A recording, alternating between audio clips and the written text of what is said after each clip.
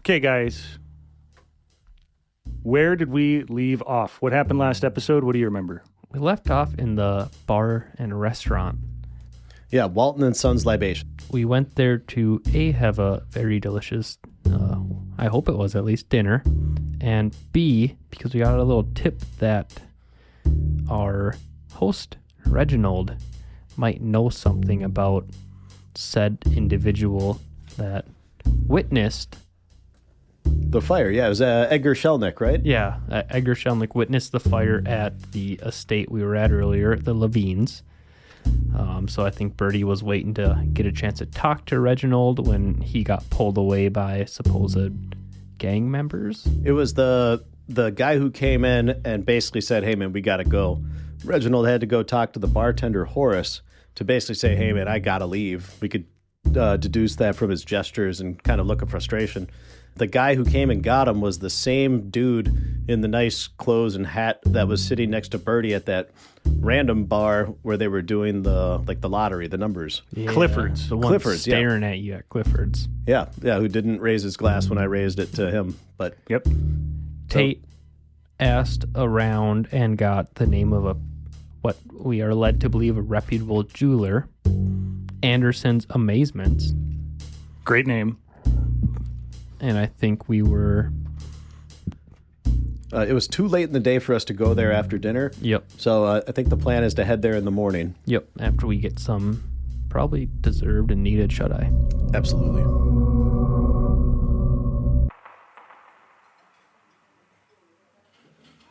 Well, shit.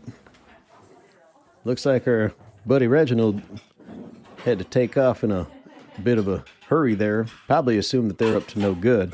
I'm sure we'll see him again. I don't know. That looked suspicious enough. Sounds like they might have actually had a development that we might want to be, we might want to take a peek, see if we can. So you don't want to get involved with the gangs, but you want to follow these guys? Well, I mean, okay, so let's just... Before, I didn't want to get involved with them because I figured they weren't none of our business. I'm kind of itching to follow these guys, Birdie. Because, well, now I'm convinced that they're a part of what we're looking into. Well, Before it was like, hey, man, they're running numbers and, I don't know, smuggling opium or whatever. Like, shit, that ain't why we're here. But we're looking into a cult. Sorry. Religious institution. yeah.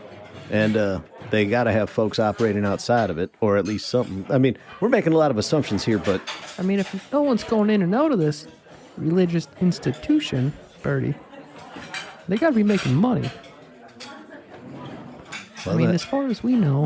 And Tate will lean in, like, a hair closer, kind of down on his elbow. As far as we know, they're running in, taking people out of their houses and burning their houses down. Exactly. So, you're right. I think we do got to try to follow these guys. But, how do we do that without making it totally obvious that that's what we're trying to do? When Reginald left with this guy, could we see out the windows which direction they went? You could infer that they went to the left. You guys are sitting, if you walk into the establishment, you guys are sitting to the far left. And if you're leaving the establishment, they went to the left. Got it. Does that make sense? And I believe we went to like a windowed booth table. Correct. You went to the far wall, and if you're looking out the windows, had they turned right, you would have seen them. Okay. But obviously they went the other direction. The attitude leaving here, was it like they're off in a run? Are they off in a hurry? Are they casual? It was like Reginald seemed stressed and frustrated and nervous. And Horace seemed frustrated, but complacent. Okay. The other guy seemed calm. And they just walked out of there like any other person would walk on a Sunday afternoon, for instance. There was maybe a little more dominating energy coming Purpose. from the guy. Okay. They were moving with a purpose. Yeah. Well, shit, we're paid up, man. Let's get out of here. You sure you don't want to ask the bartender? I mean, I feel like time is of the essence right now. Besides, what do you think Reginald would have said to him? Hey, man, I got to run. No, man, you're working. Dude, this is important. I got to run. I think if they're working together, they probably know a little bit about each other's story. Well, then, how about this? You start following. I'm assuming you're going to head east, right? And I'm just going to go up and bug Horace super quick. And then I'll catch up with you. Is that a bad idea or a good idea? I'll be walking. All right. And Tate will go to move out in the direction that Reginald and the other individual went. While he walks out of the front door, though, he will be on the lookout for their tail. Okay, so you see them walk out, you have your conversation for a couple of minutes, you get up to the front door and out, and you don't see them. Dubois, can I have you step out for Absolutely. 5 minutes? Roll a listen check when you walk out the front door. 3 under 62. Listen. Success. You walk out the front door and you hear people walking around, your dog barking, the trees around the neighborhood shiver a little bit. And through it all, you hear, "Oh, come on, I paid up. I understand you're paid up, but you gotta pay more. And since your friend skipped town, interest has gone up. You gotta make up for that." "Well, what does that have to do with me?" "He's your friend, isn't he?" "Well, then he's your responsibility." You hear that coming from down the alleyway.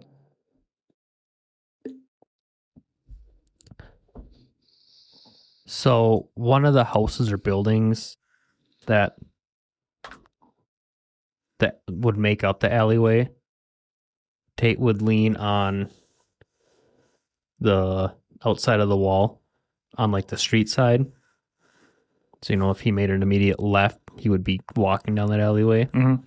He's going to kind of lean up against it and I think finally pull out and light up a smoke.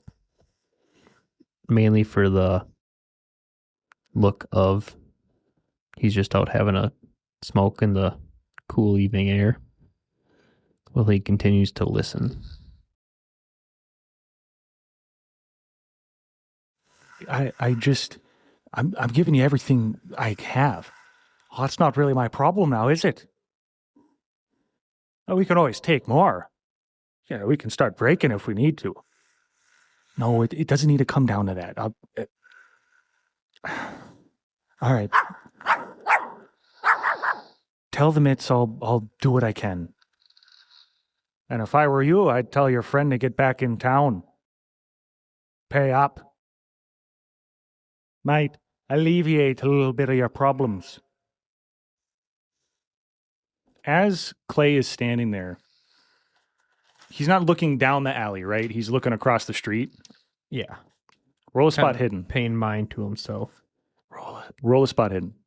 Real quick, like. 38 under 67. Success. As he's standing there, he notices a couple men standing near the alley, talking to one another. They're keeping a close eye on the alley, the entrance. He notices them particularly making eye contact with Clay. And across the street, the alley across from him, he sees a bird falling from the sky, falling from way up high. He looks up and it's just coming straight down, and it smacks onto the pavement in between the buildings of the alley. And standing nearby is the silhouette of a man, just standing still.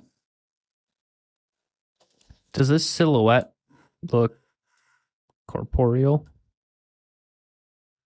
It's a big word. Yes, it does. It's dark, shadowy. From where you're standing, it's hard to tell. With seeing, does that bird hitting the ground like get anybody else's attention? Not that he can tell. Well, the hell was that? And Tate's going to look up at her to kind of confuse and walk to check out the bird. And the man as he passes him. As soon as he, kicks off of the wall to start walking that direction, he hears a shove and a body hit a wall. I'm not trying to cause any problems. I know you're not. I know. You hear like skin against skin, and then somebody walking your direction from behind. Tate would still walk over to the bird, trying to listen behind him for anybody getting close. Right about then, I think he would come out.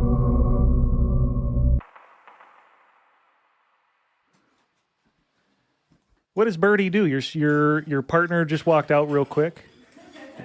Birdie's gonna casually make his way up to the bar. Is there an open seat anywhere? Yeah, there's a couple. Birdie's gonna kind of walk up to one, pull it out. Pardon me. Excuse me. And he's gonna wait to catch the eye for us. Hi, how's it going? Good. How you doing? Yeah, fine. You're back.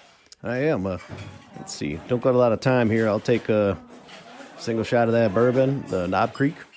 All right. I'll wait for him to bring the glass back. He brings the glass back. The Knob Creek inside. Birdie leans in a little bit and puts a quarter on the table. Couldn't help but notice that your host had to take off in a bit of a hurry. Yeah, he had things to attend to. Personal things. Personal thing. Got it. Did you want a second Knob Creek for that? Oh, no, that's just, that's for you, friend. Oh. Thank you. Yeah. My friend and I were up here, poking around into stuff a little bit. I know, I'm kind of going out on a limb here. We ain't here to cause problems. We're here to potentially end future ones.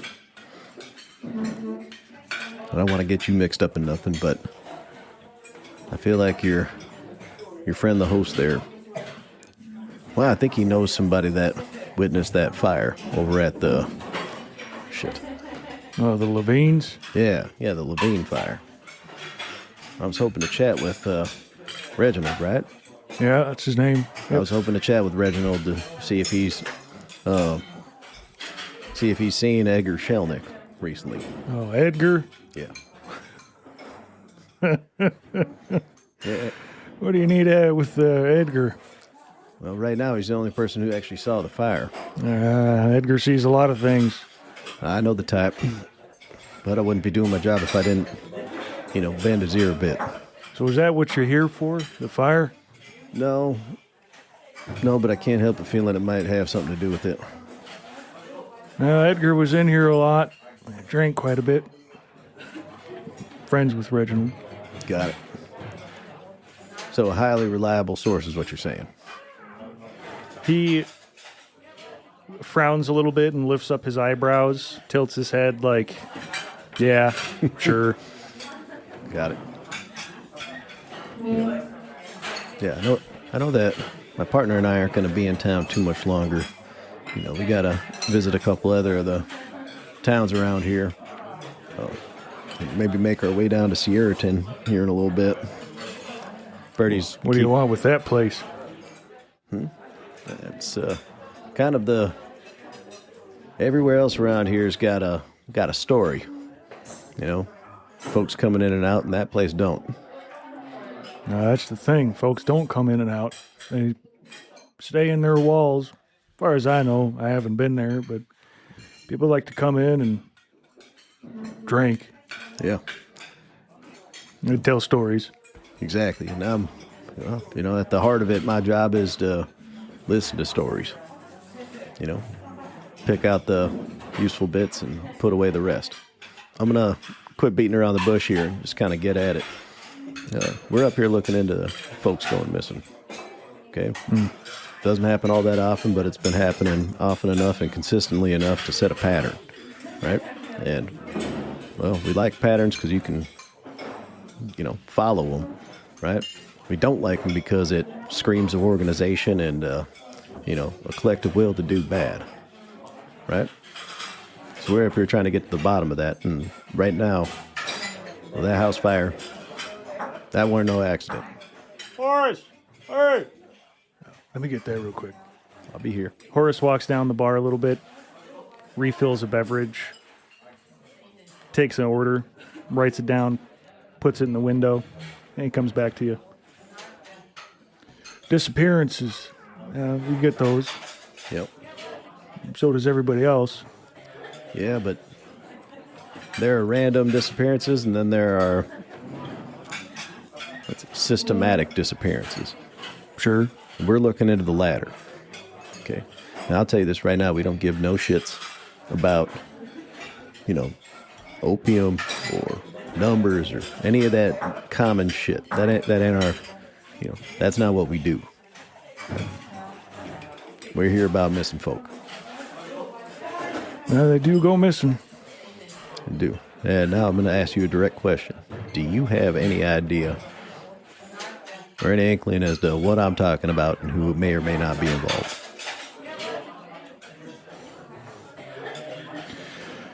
Yeah, it's interesting you bring up Edgar. His wife disappeared about a year ago, maybe 2 now. Come to think of it, shit, maybe 3. 2. Anyway. But yeah, there's folks go missing. I don't know. How many other folks are you aware of off the top of your head that went missing around these parts? Well, it's hard to count, I guess, with, the neighborhood, what you read in news, towns in the area. I mean, people make a move sometimes. You don't know about it. Fall in a river, who knows? But, well, Edgar was one. Matter of fact, so was Reginald, his wife, a couple years ago. Though that had something to do with the man. Some younger fella she was talking to. You know how that goes. Yep. It could be completely unrelated. Yeah. Or sounds like common ground for a friendship. Yeah, well, yeah. I'll tell you. That's what I'll tell you. All right. Fair enough. Well, if anybody else is interested in what we're interested in, remember what I said. We don't give no shits about numbers, opium, clashes. None of that. We ain't here for that. We ain't here to disrupt the natural order of things. Some folks wouldn't mind if you did. I ain't saying that, I hear you. And I hear you. All right. But And then you hear Horace looks over. There's a guy banging an empty glass. We go help him. You need anything else? no, this will do it. Thank you. Hey, I'll be here. Birdie's going to down the rest of that bourbon and go out and try to find Tate. Birdie walks out of the libations bar just in time to see the man that he recognized walking out of the alleyway.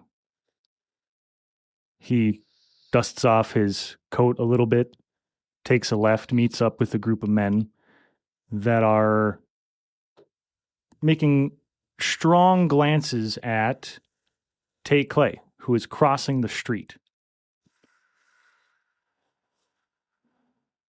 Clay, you get to that thing you saw. As you get closer and closer, you realize that thing isn't there. It was a shape, a shadow, trash can, a sign.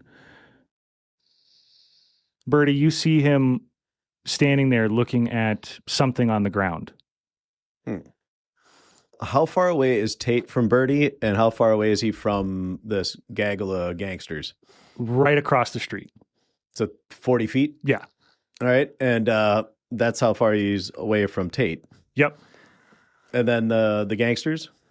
They're walking away down the street to the left. Got it. Are any of them looking back at us? One of them keeps kind of peeking over at Clay, but they don't notice you. Birdie's just going to roll a cigarette right out the front. Like, as he's doing that, Reginald walks out of the alley. He looks a little roughed up, just a little. His hair mostly. His clothes. He looks at you and nods. Hey, how's it going? It's fine. Fine. Hey, fine. I wanted to ask you a question if I got a minute.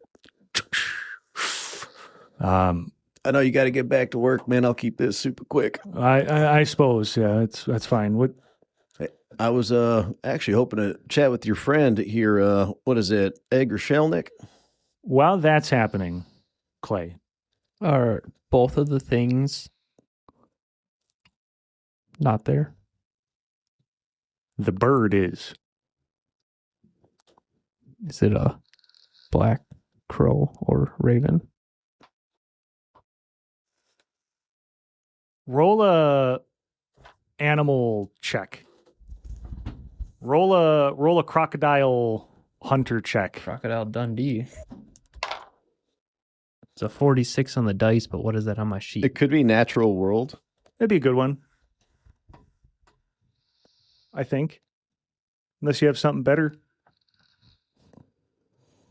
So 42 over 10 for Natural World, which is a failure.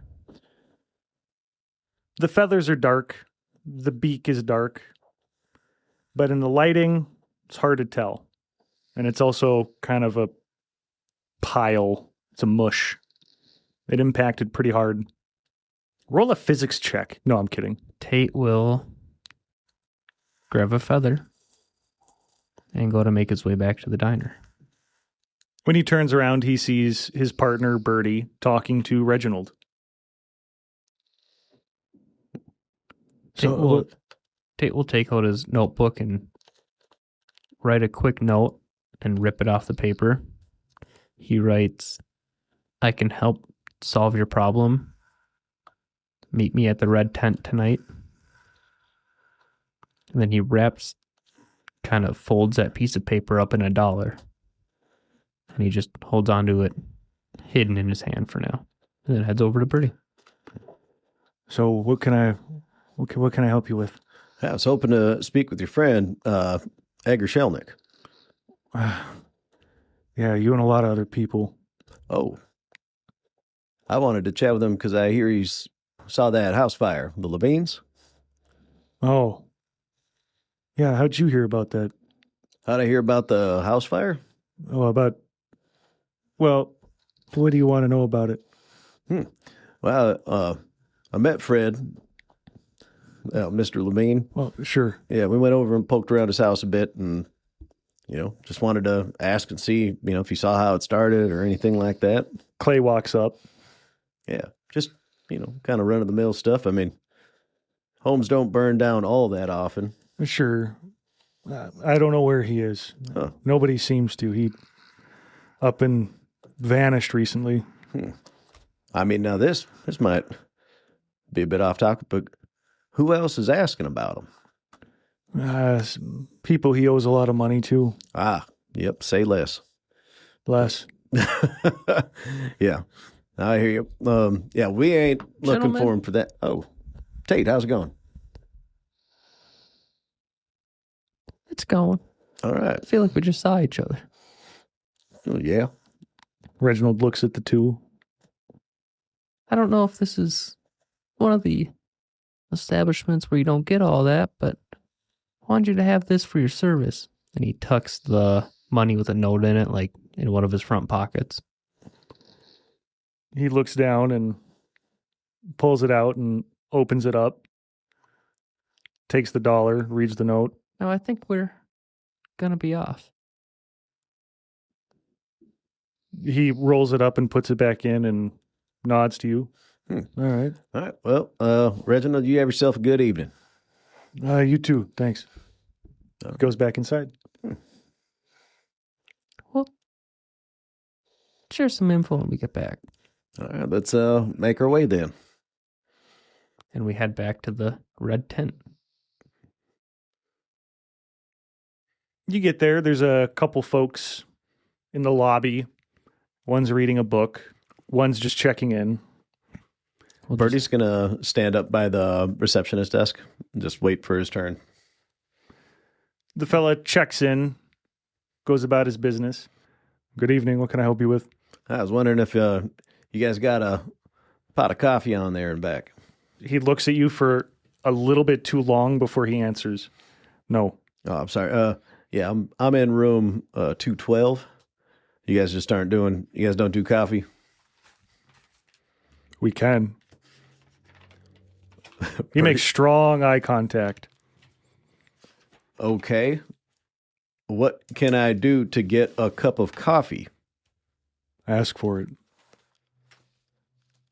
Can I please get a cup of coffee, sir? Birdie, I'll be up in my room. Sounds good. Fine. He turns around.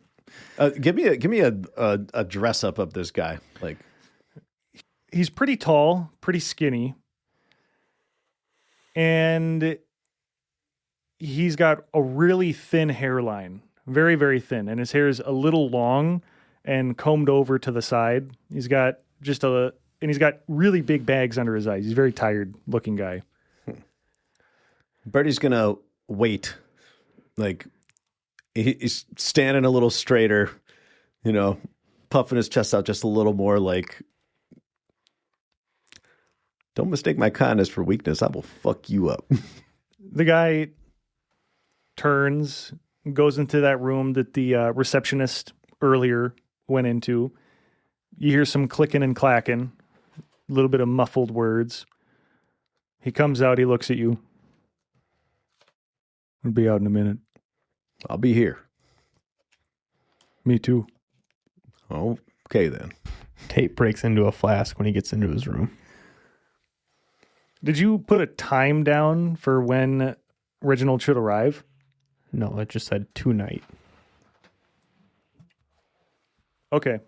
Let's just say, the bar closes at a specified time, listed on the door.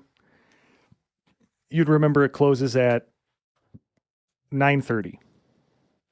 And it's open till 10:30 on Fridays and Saturdays. 9:42 rolls around. Well, does Birdie get his coffee and make it up to the hotel room? Because Tate wants to chat with him a little bit. Oh, okay.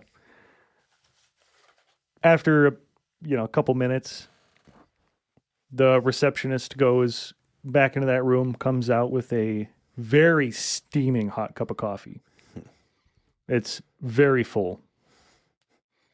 Thank you. You are welcome. Birdie's going to carefully make his way upstairs. It's just a little too full, He has to really be careful with it. But he does get up to the room only having spilled maybe a couple, teardrops here and there. Some folks got no manners. Yeah, Birdie's going to make his way upstairs and knock on Tate's door. Tate will answer and open the door, trying not to eyeball a little spilled coffee stain on Birdie. Turns out our friend's got a little debt owed. Yeah, that's I got that vibe from a conversation. So, Reginald's paid up to the mitts, allegedly. But his friend, I guess, isn't. Oh, so he assumed Edgar's debt? It seems like they're pinning it on him. Huh. Well, You know, when you got some nasty folks calling in a debt that you can't afford, well, then you start looking for other friends to maybe help you out. Well, they were, I think, threatening them to rough them up. Threatening them to break something. I'm pretty certain that's what happened in the alleyway right when I walked out. No, I think they were just giving them a taste of what's to come, per se. Mm-hmm. So, I left him a note with that dollar. Asked him to meet us here tonight, and we could help him with his problems. All right, well. I figure he's much more willing to talk in the comfort of a hotel in a hotel room than out in the middle of the street when Lord knows who's watching, Birdie. That's a good point. That place closes at 9:30 tonight, and, you know, most folks, just because it closes at 9:30 don't mean their shift's done. Yeah, you got the stocking and the cleaning and the whatnot. If he does decide to swing by, well, I wouldn't expect him anytime before 10. Matter of fact, let me leave a word with that friendly receptionist you're so kind to downstairs. Yeah, you know, some folks could use a good punching. And Tate will just quickly run to the receptionist and give him the, hey, if this guy Reginald comes in, I'm expecting him, you can send him up. Okay. Your room? 213. Okay. Tate nods and walks off. Birdie is gingerly sipping his scalding hot coffee. Got to clear the head a little bit. Something tells me the night ain't over. I say it's over when we say it's over. Hence the coffee. All things considered, it ain't that bad a cup. Yeah, it's good. It tastes like it did this morning. Mm-hmm. It's just motherfucking piping hot. Oh, yeah. Suppose you'll be glad you took a nap earlier then. Oh, yeah. Hey, man, I learned a few things from Horace. Yeah, what y'all talk about? Well, turns out Reginald here had a missus who went missing. Right? So did our pal Edgar. Both lost their wives. They just disappeared. Can't remember if you said Edgar was the one whose wife ran off with somebody or if that was Reginald. Either way, one of them, wife ran off supposedly with the younger fella, and then the other one just disappeared. Without a trace.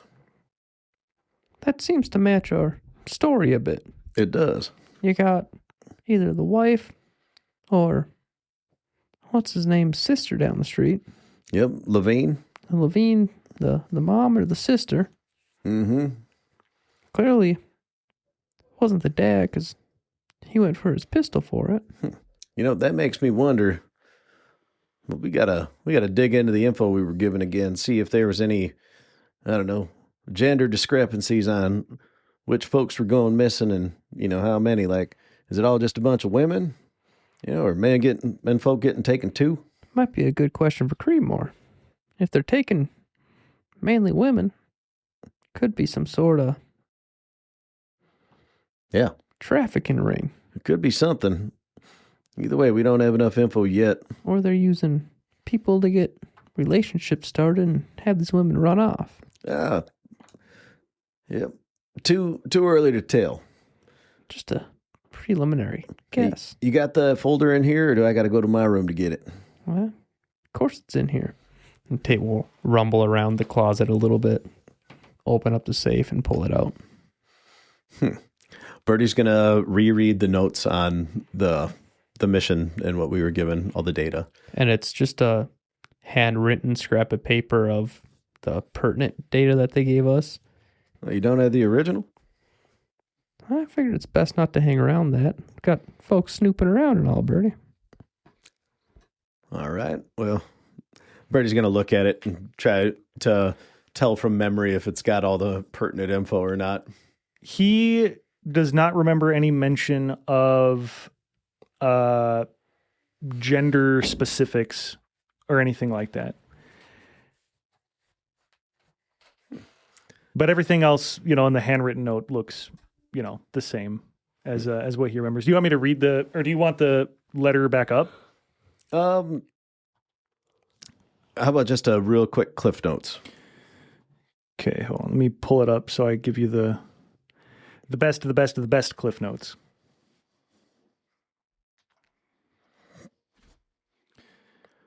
Okay. This is the one paragraph. We've received credible information regarding a string of disappearances in northern Minnesota. An area within the Cuyuna Iron Range called Compass Watch has been host to numerous missing persons reports for nearly 30 years. Within the area is over half a dozen towns, 2 recently active iron mines, and an independent settlement. A pattern has been observed where a person goes missing from one town, then another, over a seemingly deliberate period of time. Currently, it appears to be once every 3 months. When plotted onto a map, the culmination of disappearances forms a circle, the center of which is Sierraton, the aforementioned settlement. Reports indicate that Sierraton is an isolated religious community. Their beliefs and doctrines are relatively unknown. According to officials in the area, they pay their taxes, engage in trade with surrounding towns, and are very defensive of their home. There are also frequent reports of strange phenomena in the area, examples of which will be listed in the additional notes section, which I will quickly read. Strange phenomena in the Compass Watch area are a reoccurring subject, the most apparent one being the instability of compasses, thus the name. Geological surveys conducted, there's no known cause. There's a total lack of clouds at the center of the area. The occasional cold wind, regardless of time of year. Altered luck, where one individual may fall into one extreme or the other. An intense feeling of being watched, even when alone. Glowing eyes in the forest, which, when confronted, disappear. A 3-legged bear that does not leave tracks. And there are more. That's the scratch notes. You know, I totally forgot about the lack of clouds and the compasses being all goofy. I think birds falling from the sky is also one of them. And the birds falling from the sky. I can't believe I forgot them details. Oh, I did until 15 minutes ago, and I had one fall right in front of me. Is that so? That's what I was walking across the street to find.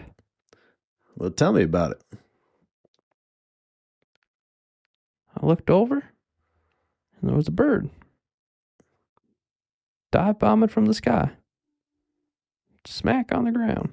It just flew right into the ground. Flew right in the ground, Birdie. Straight down? Pretty much. Gung, gung, gung, gung, gung. Oh, that must be our friend here. Tate will crack the door open.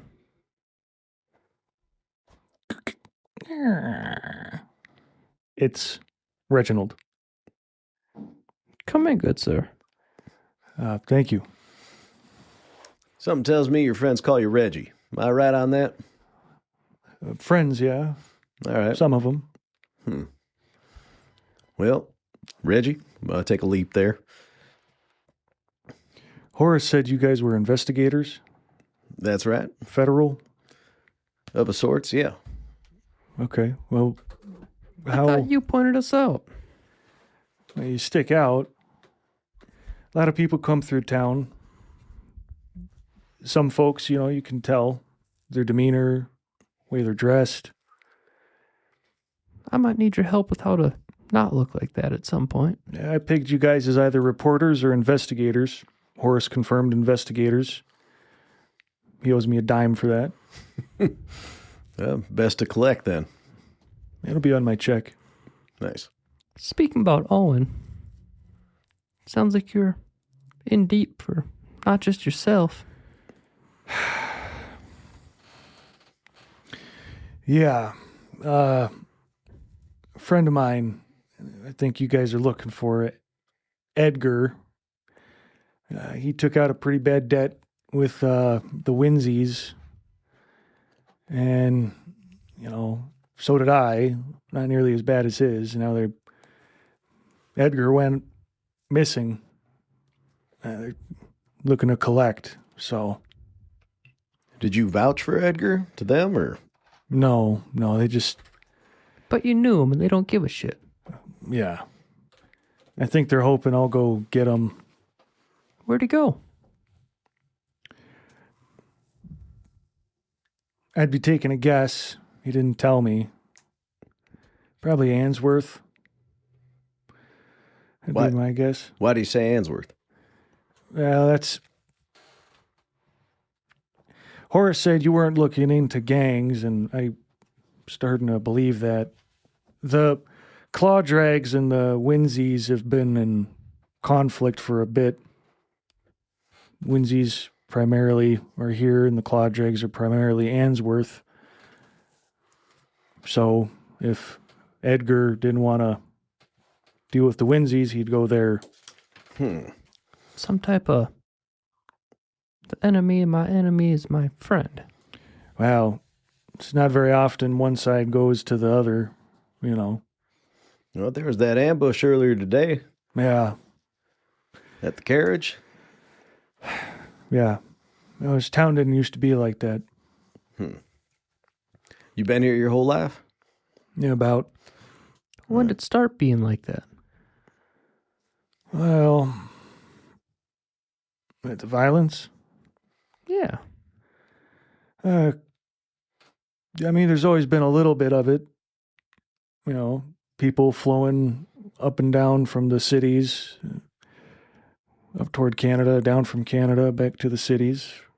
But the gang violence, That's been the population boom, the outlaw of opium, recreationally, and it's just an easy target. I mean, you heard about what's happening in St. Paul with the it's what do you call it? It's a safe zone for them. Oh, they kept it legal recreationally? Is that what you're saying? No, just the gang activity. I suppose. It's not, they don't really deal with it down there, and so hotbed. So I've heard. What can you tell us about Sierraton? You ever been? No.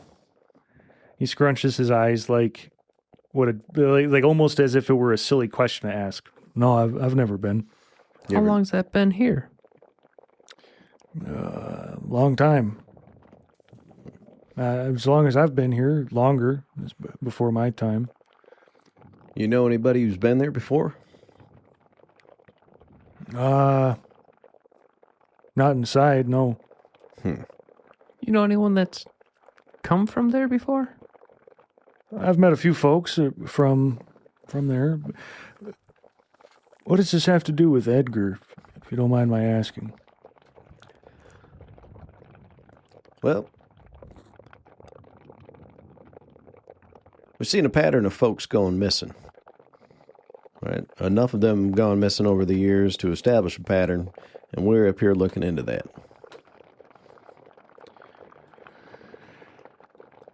Yeah. When you say that, it seems to really strike like at his chest, Yeah. But what does that have to do with Sierraton or Edgar? Well, I mean, I guess Edgar is skip town, as you put it. right. Well, When's the last time you saw him? I don't know, a couple nights ago. Before or after the fire? After he came up to me, raving mad about it. Anything noteworthy? What was he saying?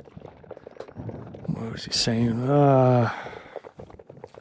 And Tate will kind of hold out a flask to him a little bit.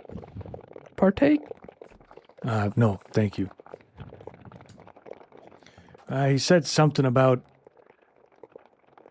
a carriage as a group of men. He said he saw the Levines getting carried out of the house when it was on fire. Saw them thrown into the back of a carriage, and there was a coyote sitting there. When he kept talking about that, and he said something about a glowing green from inside the carriage. He said it glowed. Said there was a hole in his flask.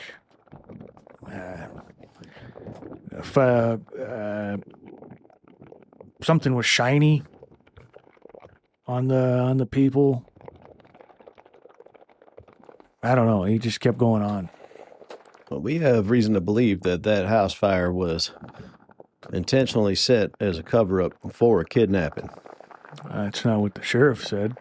We have reason to believe that they are not interested in digging into this further. Well, right. Because it was an accident. We're not so convinced. If the Mitts here were giving and getting money from you and your friend, what's the chance they're giving out loans or hush money or payments to buy other folks around town? A lot of folks take out money with them. Especially, how about folks with a badge? I think we can attest. Law work don't pay too well. I must not pay that bad. For you guys, at least. I would think. But I get what you're, saying. I don't know. Between you and me, there are a number of sheriffs, deputies. Maybe. I don't know. I try to stay out of it. I needed money at a time in my life, and it was a mistake, and I'm paying for it. Yeah, that's very understandable. I hate to bring up painful stuff here, but I feel like it might be pertinent. Your wife went missing, right? Well, missing's one way to put it. How would you put it? There was another man. I guess I'd put it that way. Somebody you knew? No. Somebody you've seen before? No, it was some guy, and he looks over at the open flask on the desk, and he reaches over and grabs it. Takes a swig that's a little longer than normal. Sets the flask back down. Tate just nods. None of it made any sense, and maybe that's just not to, sour the moment, whatever this is. I make things about myself. We'd been going really good. That's what I took the money out for, was buy her a ring, buy her a dress. All of a sudden, there was some guy. She was gone. Somebody, I didn't even... I don't know. Just some guy appeared out of nowhere. Friends of mine saw him with her. They described this man? Young, tall, handsome, dressed like a businessman. So a young, tall, handsome businessman appears, seemingly out of nowhere. Lots of people fit the description that come through town. Takes your lady and disappears. Yeah. Was it just like you guys were together one day and the next day she was gone? Like that quick? Was it over the course of weeks? No, it just... she just gone. Overnight? Yeah. Some friends of mine saw her with this guy. They were laughing and dancing around and just... So, Tate will give Birdie kind of a knowingful eye. What about Edgar and his missus? Hers, she'd been writing letters or something like that with the guy she'd met. He didn't know about it up till she went and left him. And how would we describe that man? I never saw him. I don't know. Just... Nobody ever saw him, and she just kind of up and left with him. You still friends with those friends of yours that saw your wife run off? Some of them are in town. Most of them left.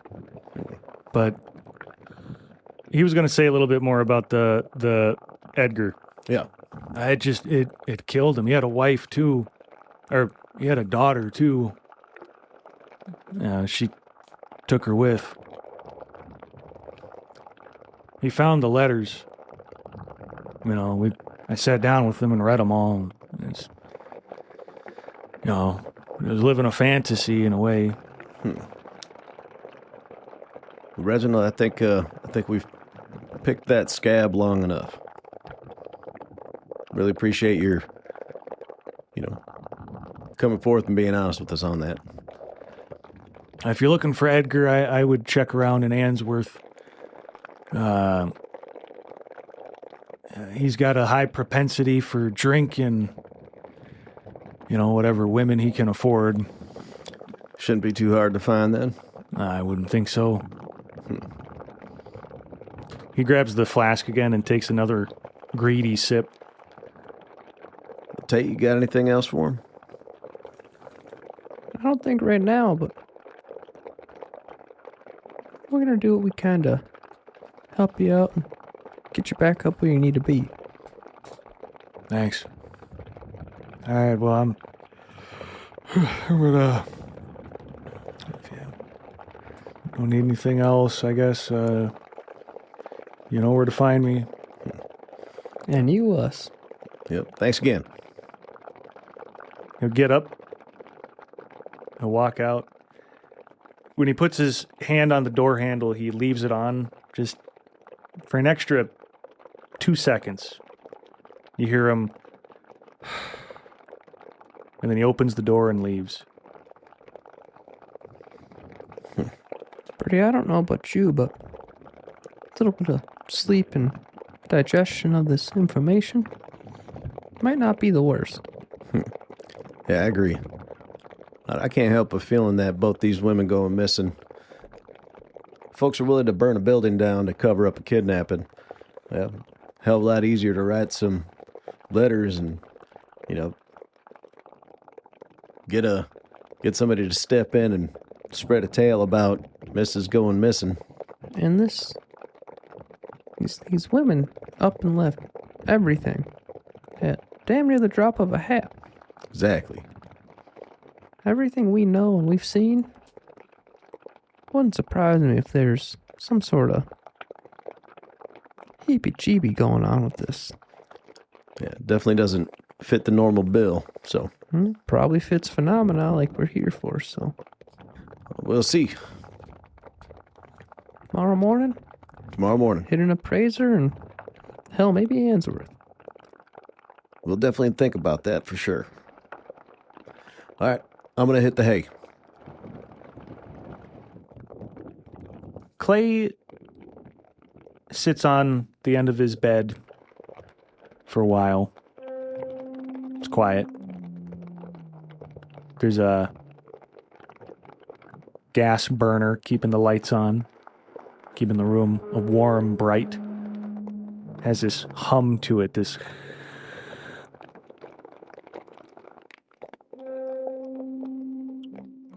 Suddenly, a gust of wind smacks into the window, incredibly hard.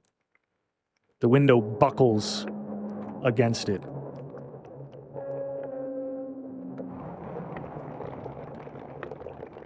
Then he feels a little bit cold in the room. Feels like he's being watched. Describe him going to sleep for me. With all of these feelings and whatever going on right now, Tate would probably keep most of his day clothes on, minus his boots and nasty socks, and hop up in bed, pull the blankets up and over him and kind of turn on his side, one arm underneath the pillow, that arm under the pillow holding his pistol. He would also have shutters or blinds closed. He closes his eyes, starts to drift off, and he sleeps very deep, very comfortable as he can be. But then he starts to feel this warmth, this sharp needle of heat. And he feels like a tickle, like an itch. Like there's a scab that's ready to fall off and you just want to scratch it along his back. His ankle feels warm. And that heat is emanating from his chest and it wakes him up. Eyes shooting open. He would do a quick pan of the room. Nothing's in there. What did he keep in his breast pocket? The emerald. The jewel looking thing. Is it illuminated? It's dim. And the scratches on his back feel healed. And his ankle feels better. And the window is open. And a very cool breeze is creeping in. Can he go? And the jewel is dim. So I'm back up to full health. Yeah. Can he go and look out the window? He does.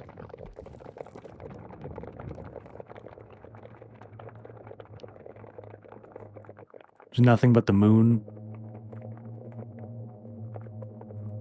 and the sound of the night. Closing the window, he'll go back and sit on the edge of the bed and try to focus, holding that stone in his hands, try to focus on or into the stone. We're going to end it right there.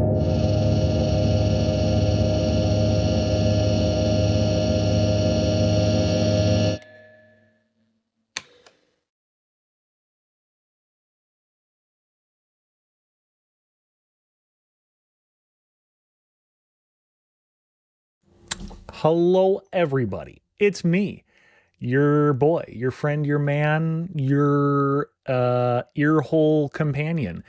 I'm going to try to be brief on this one. I say that somewhat often, I feel like, and my success rate is not good, but I'm going to try. So, number one, I want to say a huge thank you to all of you guys, all the listeners, all the people who listen when they're mowing the lawn, going for a drive, working the job that they hate. And hopefully you don't hate your job. I hope you love your job. But if you do hate your job, hopefully an hour or so of Suffer Not makes it a little bit more tolerable. I would like to encourage you guys to check out our Discord, our merch, and our Patreon in the links down below. On Patreon, we have the bloopers reel, otherwise known as Mistakes Made, where we have the stuff that's cut out of the main show. We have the Old Parasol Offline, which is a off-the-cuff shooting shit type of show. We have the Cylinder Cycle and soon-to-be Universal Origins show, which are one of them is an in-universe, it's in the same universe as Suffer Not, just with different characters, right? Universal Origins will be a fantasy D&D show, which I've mentioned a number of times. Sadesky and I have both been pretty busy lately, to be entirely honest with you, but we're doing our best. We're trying, okay? We also have exclusive hangouts with the fans of the show. With the holidays right now, it's been a little bit hectic. I mean, between work and like going to 5 different fucking like Thanksgivings and Christmases and whatever, at least on my end, it's been something. So, either way, I also want to give a huge, big, giant, tremendous thank you to the following patrons. That is Glans Dilzig, D-Dog, Carter Garcia, Paul Davis, Steak, and Toto Rose Bang Bus. You guys are amazing. And seriously, we couldn't do any of this without you guys. Like, you know, we like seriously appreciate the absolute shit out of you guys. It means a ton. So, okay, what else? Is there anything else I need to talk about? I don't think so. Chamberlain's jingling his bell over there for the festive season. Oh, I do need to mention. So holidays are coming up, and we will be taking another short break. So we took a bit of a break for Thanksgiving. We're also going to be taking a break for Christmas and New Year's, I believe. So the week of Christmas, which is going to be, if you're presently listening to this, will be next week. And then New Year's will also be next week. So there's going to be a 2-week gap in the audio. And if you just really, really want, you're just like, I need more, suffer not. There is a short adventure on Patreon right now. It is called Songbird Dead. And it's a blast. It's a lot of fun. And, if for some reason we ever get bored of Tate and Clay, we can always go over and see what those two characters are doing. Jebediah Hawkins and August Brenman are those guys. Anyway, I'm going to let y'all go. I got, yeah. Okay. He just wanted to add that real quick. So, anyway, you guys have a wonderful, beautiful, just delicious day. And we'll talk soon. Happy holidays, Merry Christmas, whatever you celebrate. I hope it's fantastic. We will talk soon. See ya.